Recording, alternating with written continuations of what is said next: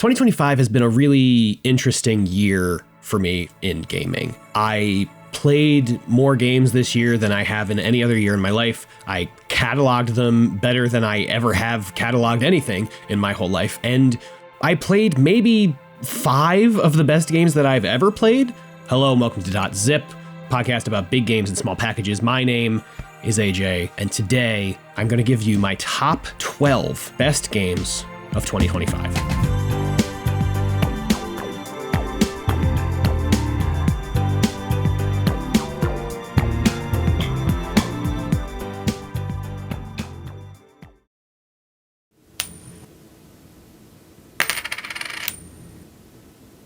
Coming in at number 12 is Unfair Flips, developed and published by Heather Flowers. This game is exactly what it sounds like. You flip a coin, you are shown the chance that is going to be heads on any given flip. There are roguelike elements to it where you can increase the amount of money you get per heads, the chance to get a heads, the speed of the flip of the coin, and you just continue flipping until you get 10 heads in a row. I believe I finished my game in about 2,000 flips, if I'm remembering correctly. You can watch a compilation of streams of my playthrough up on our Ko-fi member page, ko-fi.com/.zip.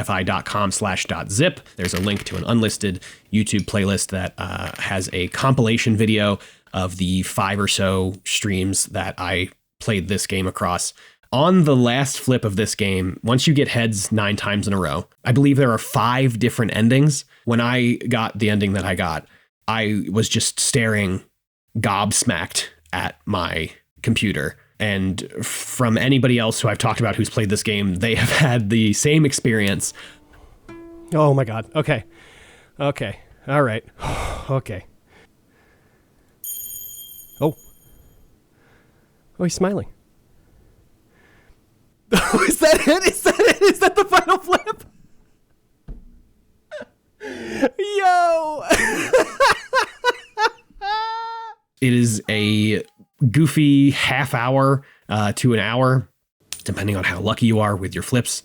And honestly, this is a great bookend to my list, which you will understand why when I get to my number 1. Unfair Flips is just a game totally stripped down to its basest parts, because what are games if not coin flips, where you have various chances of achieving or not achieving the goal.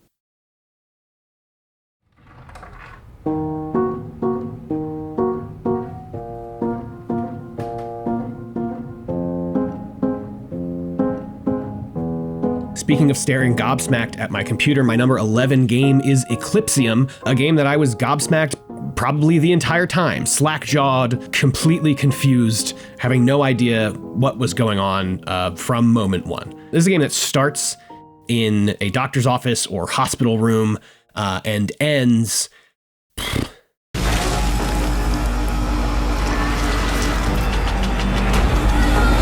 in a doctor's office and hospital room. There is so much going on in this game. There's some body horror. There is some surreal horror. There is some thriller horror moments.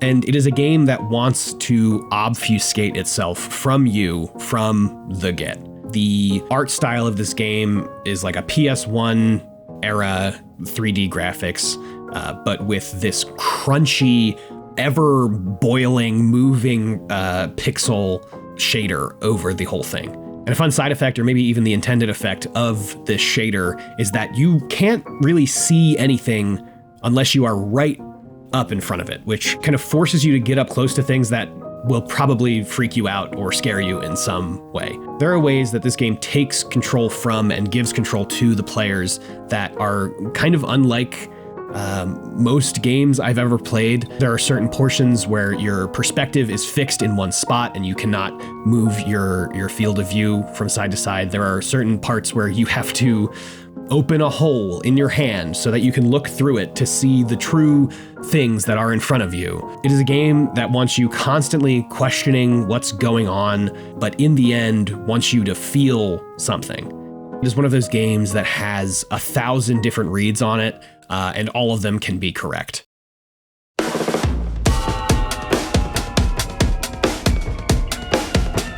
My number 10 game of the year is Hades 2. the long-awaited sequel to Supergiant's Hades. I know there are a lot of people out there writing and talking about the comparisons between Hades 2 and the original Hades. While frankly, I agree with many of the points that people bring up there, I honestly don't share that fervor for really having opinions about the things that Hades 2 does or does not do better than Hades 1.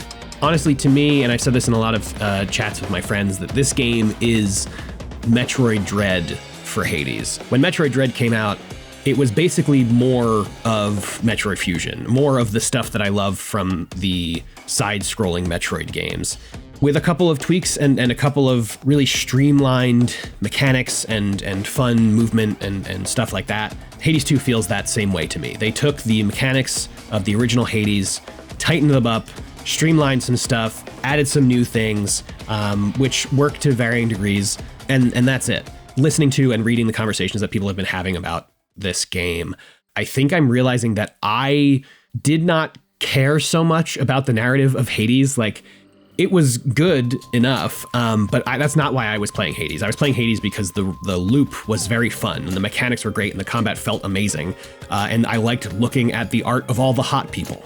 I do think the narrative is good in Hades, don't get me wrong, and I do think the narrative is weaker in Hades 2, also don't get me wrong, but to me, the Hades, I guess, series at this point is more about the visual kind of spectacle and the mechanical feel. And Hades 2 just has perfected the mechanical and gameplay formula that Hades started. I know it's low down on my list for all the kind of praise I'm heaping on it, considering that Hades, I think, was like my 1 or 2 the year that came out. But look, there's a lot of really good games this year. So let's just keep on moving.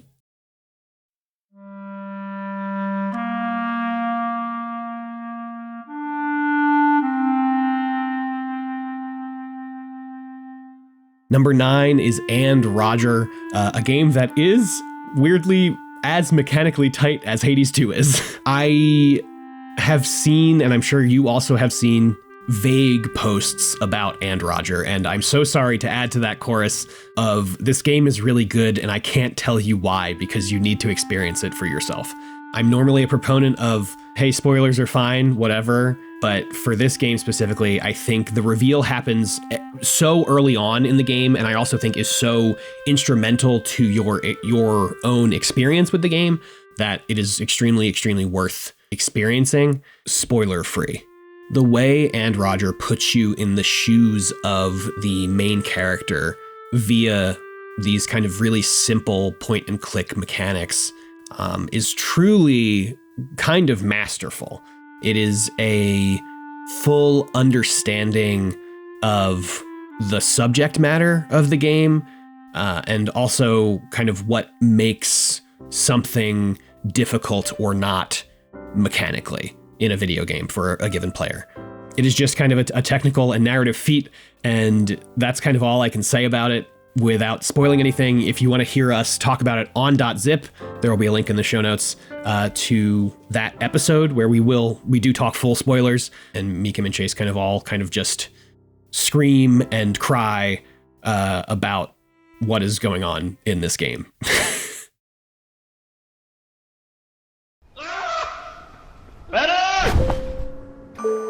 Speaking of screaming and crying, my number 8 is Peak, a game that I have played so much of with my friends. These games don't normally kind of stick for me. I'm loath to say friend slop kind of games, but there was something so universally appealing about Peak that in multiple discords with multiple friends, I would be receiving pings that were like, hey, it's 2 p.m. Does anybody have an hour and a half to play Peak? And being self-employed, yes, I did actually have an hour and a half to play Peak. And I did that a lot.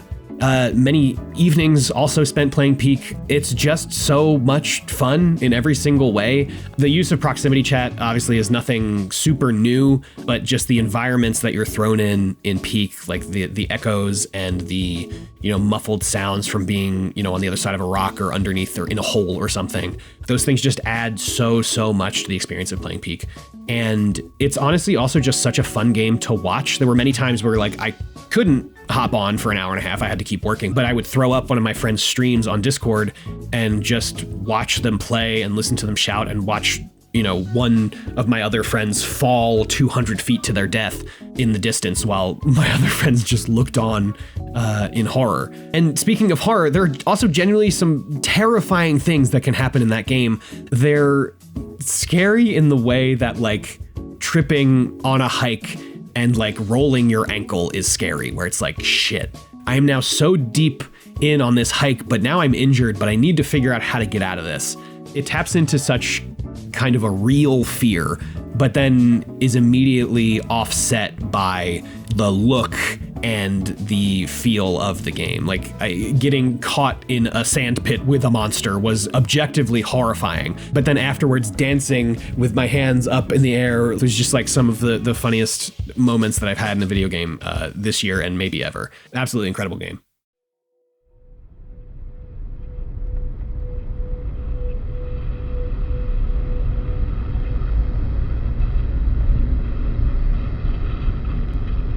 Number 7 is Interstate 35 by Radiant Array. This is a visual novel that takes place in a post-apocalypse Texas, where the player and your fellow companions are scavengers. You like go out to blown up towns or cities or whatever and scavenge what materials you can to then barter or trade in the stadium that everybody is set up in now after a nuclear explosion. This is a game that we have a whole episode about on .zip. Again, link will be in the show notes. This is a game that is extremely about faith and what it means to believe in people and systems and deities and the various ways that that can be helpful or hurtful to a given person at a given time in their life, and how and whether these systems can be overcome by a given person. It is a game that gives you a lot to chew on, but doesn't necessarily tell you the answer.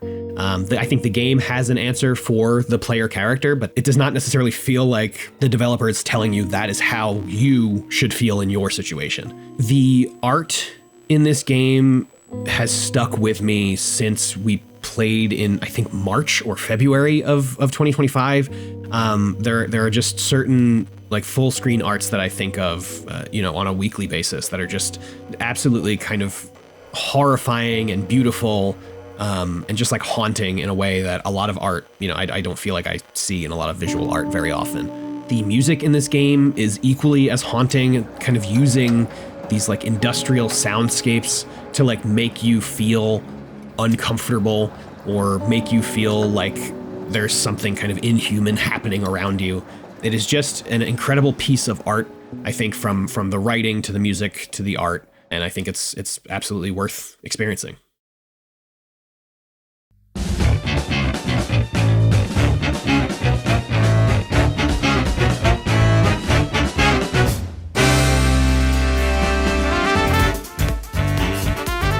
My number 6 is Of the Devil by Nth Circle. This is a game that is part Ace Attorney, part Yuri visual novel, and part poker. We talked about this with Bluzo, shout out Bluzo. It really is just a game that was so much fun to play and experience that I want more, which is great because episodes 1 and 2 of The Devil also came out in 2025. Episode 3 is on the way. And it's just such a fun experience going through the crime scenes as this kind of like cyberpunk public defender in a world where it's like 99% of crimes result in a guilty verdict. It is really fun to be put in this position of a person who is kind of, I guess, forced because of the way the system is to defend these people and to, believe their innocence and try and prove their innocence.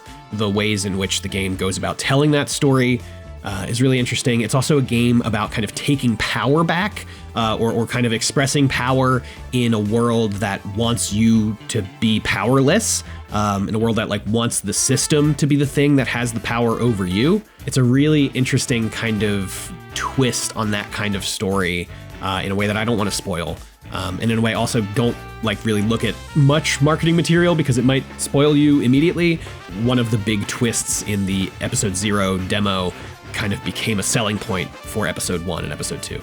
Maybe look at the screenshots and stuff, and maybe watch some gameplay of some of the poker or something if you're interested.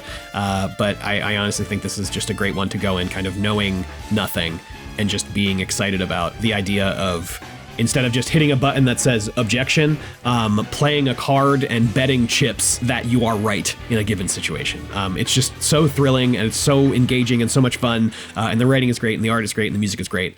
And that is my number 6 of the devil.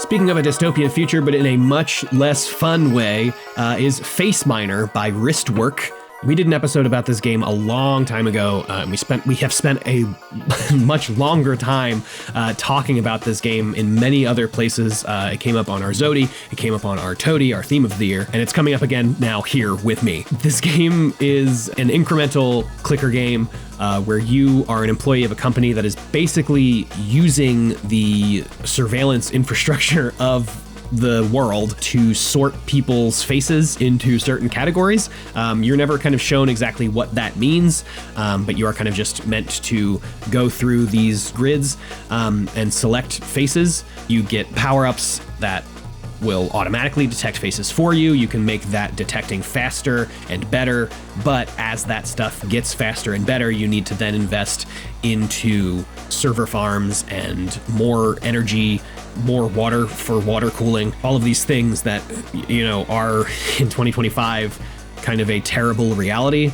In the time since playing this game, not far from me, a AI data center has been built and has kind of wreaked havoc on a local community. So this game has only become more prescient in the many months since we played, and I really, really hate that, partly because of the reality of it, but also because of where this game ends up. It is a game that asks you to continue consuming resources in the efforts of efficiency for this company and for the things that you are doing for this company. And in the end, you wind up basically destroying the planet in a way that I do think is still interesting, even if you know that that's kind of like where you end up. There's still, you know, some twist on that narratively, but I think it's also pretty obvious that's where it's going based on there's like a meter that is like, here's how much of this resource exists, and here is how much of this resource you're using. And like that, those counters are on the screen and they are available for you to see. And so it's kind of clear that that is the way that this game is going. But by the end, when you've used up all these resources, there's this kind of feeling of like, why didn't I do something else? And the answer is because you're playing a video game and that's how you play the video game. But the real like head scratcher here is like, it was really fun to play the game in a way that feels really bad, because as a piece of media, as a video game, the things that the game is doing, you know, is made to be fun and exciting. But then when you kind of step back and kind of look at the allegory of it all, it's like, oh, there are real life people who are looking at the real world in this way, as this sort of kind of optimization game, and they're like having fun optimizing the system. And that's just like horrifying, because that's not what the world is. The world is not bundles of resources to be used. Like the world is people and community and human interaction, and not just like, oh, can I make my thing 2% faster, or even like 0.02% faster, even though it costs, 20 more gallons of water per second. It's just like really, really harrowing. And it is a game that I have not gone back to, but I wish that I could, because like I said, I had so much fun playing it. Again, if you want to hear our full thoughts on the game, you can check out the episode in the show notes. That's Face Miner, my number 5.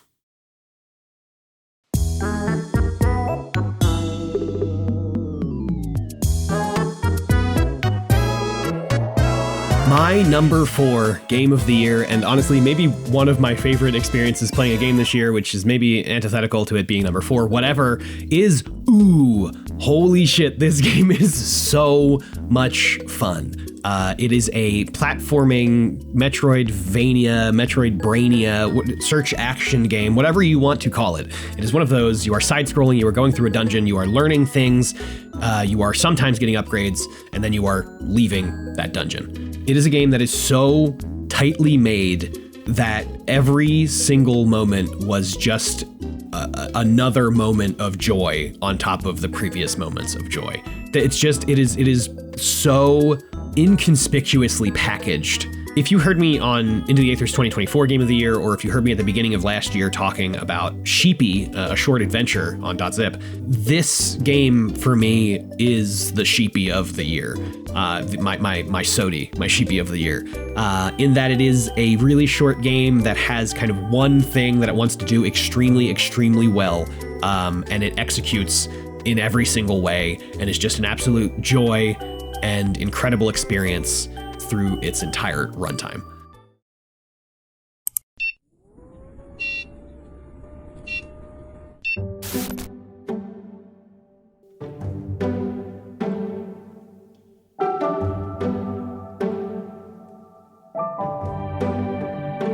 My number 3 game of the year is Centum. Centum is possibly one of the hardest to recommend video games that I've ever played in my entire life. We talked about it on dot.zip. We talked about it much, much more after that episode came out in the Discord and in our private Discord. There is just so much going on in this video game. There's so much to chew on, and a lot of those things don't materialize until you start kind of dissecting the experience with another person who has also experienced the game, which I think is the point. I think is part of what the game wants you to do, is to talk about it with other people, other humans, because it is a game about connection and AI and systems and how these things can be used or abused, and who benefits from that use or abuse, and who is hurt by that use and abuse.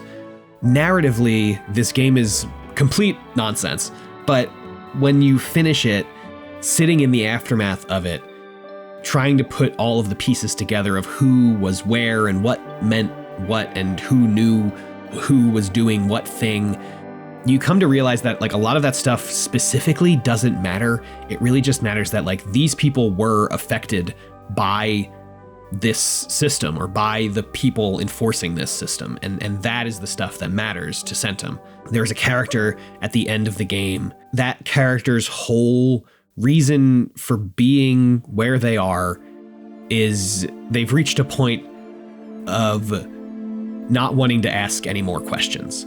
They settled themselves in the spot where they are, and they say that, you know, this is good enough for them. And Centum doesn't pass judgment on that character. I think it's very realistic about like, this is, you know, some people make it to a point where they decide that they're done now. They are done asking questions. They have found a spot where they are happy and the people around them are happy. And, you know, that can be enough for an individual person. I do think Centum is also saying that like, sometimes you need to do more than what you want to do. Sometimes you need to do what's best for others, because in the long run, that stuff matters more than your comfort until you die. And it is up to you personally to decide what you value and how you want to express those values. Centum is just a game that is so buried. And honestly, like, I love this game so much, but it's buried so far up its own ass that it forces you to ask these questions. It forces you to be like, why was this here? What is this person saying? Why are they talking like this? Why all of a sudden has the gameplay turned into this?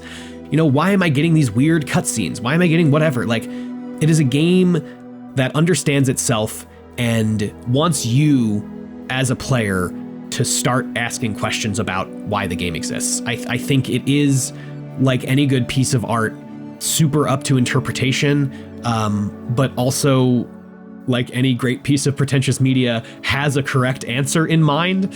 But like, if you don't end up at that answer, it is still well worth playing and experiencing the game, because the experience of playing and talking about the game is what the game is trying to get you to do. From top to bottom, kind of an unpleasant experience on purpose, and truly, truly, truly an experience that I will never forget. I am just thinking about this game constantly as I go throughout my life. It's a game that makes the phrase, "life's a game, keep playing," feel completely not trite. So that's all I'll say about it, because we have a whole episode about it if you want to hear more of my thoughts on this game, but it really, really is just an absolutely incredible experience from top to bottom.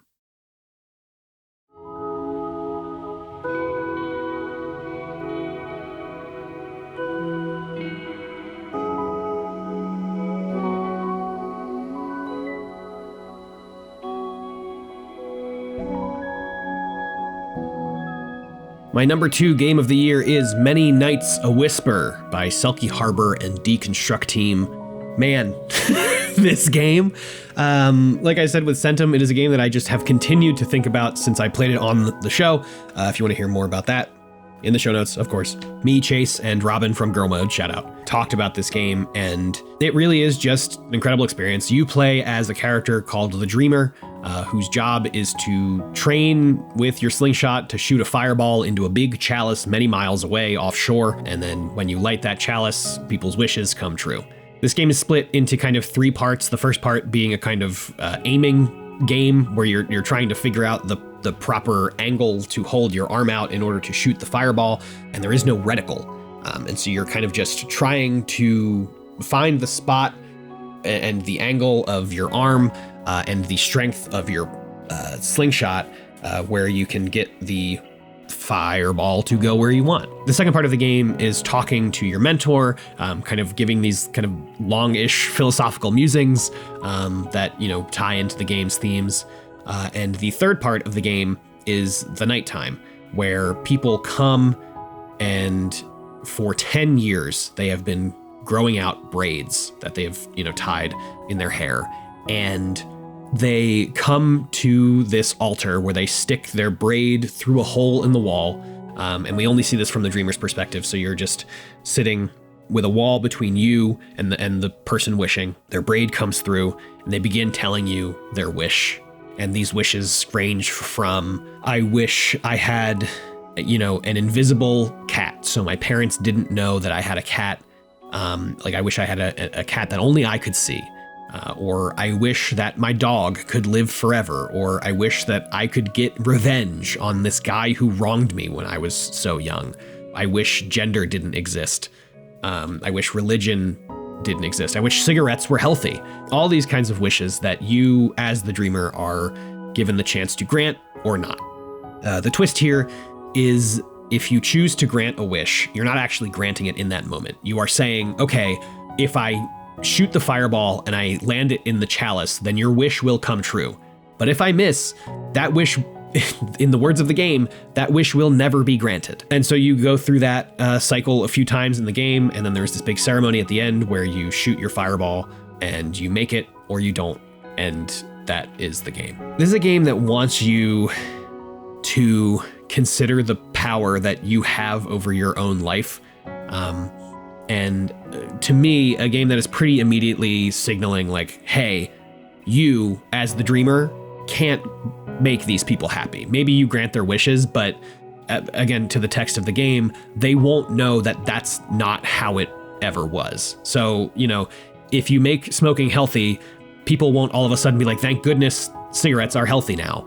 It will just be, that is how it has always been. And nobody will know that anything happened to make that the case. A lot of these wishes are basically people just kind of wanting to be happy in their current life situation. A lot of this stuff an individual has control over. They are able to, hang on to something or not a lot of the time, where they are able to enact change in their own life that can make them happier in the way that they want to be happier. It's just going to take a lot of effort. And I think this is a game that's saying that the effort is worth it. And also that there are just some things that you can't change. This is just a game I've spent so much time thinking about and talking about with my friends, and I love so much. And it's got me really, really excited for Selkie Harbor and Deconstruct Team's newest project, Virtue and a Sledgehammer, which I have no idea what the game is about, but it looks amazing. And the title, Virtue and a Sledgehammer, is also just incredible. So looking forward to that, hopefully this year. That's my number 2. Let's get to my final game. Perhaps you're asking yourself, AJ, what mechanically tight, narratively boundary-pushing game, visually stunning game have you brought as your number 1 game of the year of 2025? And to that, dear viewer, I say, this is Strange Jigsaws. It's a game of Strange Jigsaws where you solve strange jigsaws. Fleb, the creator of 20 Small Mazes, a game that we talked about on .zip, is back with Strange Jigsaws, a game that I was fully prepared to just be 20 Small Mazes, but for puzzles, to putting little puzzles together. 20 Small Mazes I described as if you took out 20 highlights magazines worth of mazes and scattered them on a table and let you kind of solve them at your will. If that's 20 Small Mazes, Strange Jigsaws is kind of an eldritch beast that holds you down and forces you to experience it and will not let you go until you have finished the final puzzle.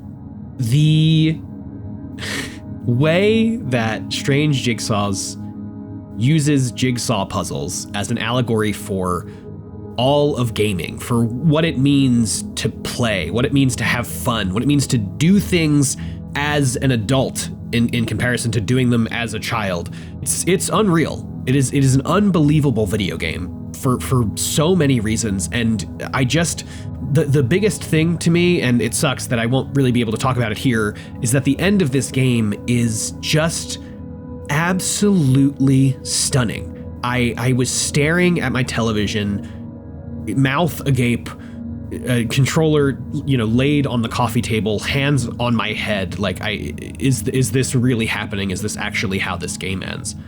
And the answer is yes, that is how this game ends. I will briefly spoil the theme of the year here for .zip. And if you haven't listened to that episode yet, you can go back and listen to it. But honestly, I don't think this is really that much of a spoiler. Our theme of the year this year is sometimes it's just nice to go fishing. I said Unflare Flips, I think, was a good bookend to the rest of this list, where Strange Jigsaws is the other bookend.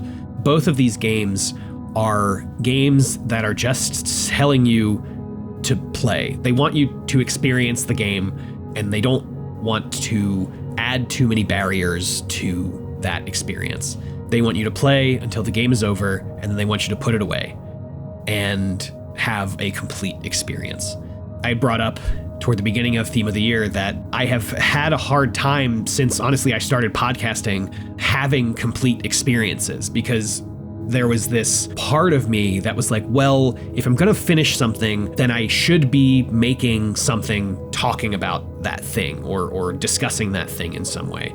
And if I didn't do that, there was a part of me that was like, well, it's not worth having the experience then. If you're not going to talk about it, if you're not going to make something about it, then you shouldn't be having those experiences. So 2025, I spent a lot of time trying intentionally to have those experiences and then not talk about them with anybody, not stream them, not, make a podcast about them. And Strange Jigsaws is a game that wants you to do that. It wants you to have a complete experience with a game, and it wants you to reflect on that, and it wants you to be done with it. And then if you want to do it again, you can take it out and do it again and have that complete experience a second time. It's just such an incredibly beautiful thing in this kind of absurd package.